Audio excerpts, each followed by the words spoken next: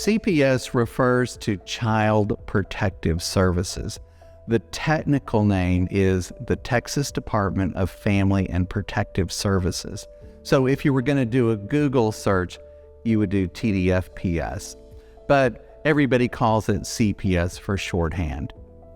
There's a couple of things that I like for people to know about CPS. Number one, CPS is the state agency charged with investigating allegations of child abuse or neglect. Next, understand that this is a very big agency with thousands of workers throughout the state of Texas. It's broken up into different regions, and then there are many CPS offices inside of each region.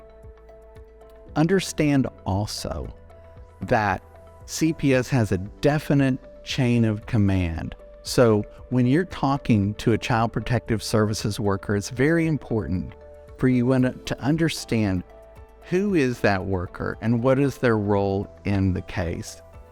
Typically, your first contact is going to be with a child protective services investigator. So that person has received the information from the statewide intake and they've been assigned the case.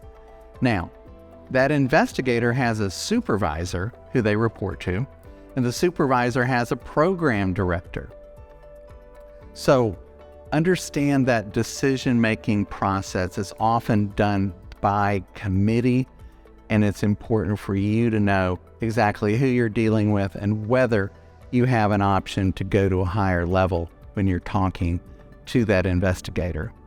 The next thing I like people to know about Child Protective Services is that this agency has tremendous power to investigate allegations of child abuse or neglect. A CPS worker literally has the power to act now and to ask questions later. If a child appears to be in a situation of immediate danger, that worker is empowered to take possession of the child in an emergency. Additionally, it's important to understand that while a CPS worker isn't going to break down your door if you don't answer the door, there's a possibility that that worker is going to go and obtain a court order. There's a possibility that that worker may go and engage the help of law enforcement to aid in the investigation.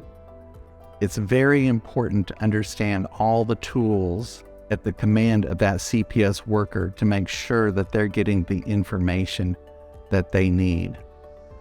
Next, and finally, what I like my clients to know is this.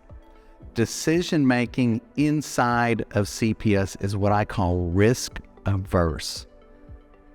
That means nobody wants to make a mistake. And think about it, common sense, right? When you make a mistake in the CPS world, lives are at stake. So if a caseworker has a decision to make between making a safe decision or making a decision where that worker perceives that there's some element of risk or uncertainty, that worker is always going to make the most conservative decision possible.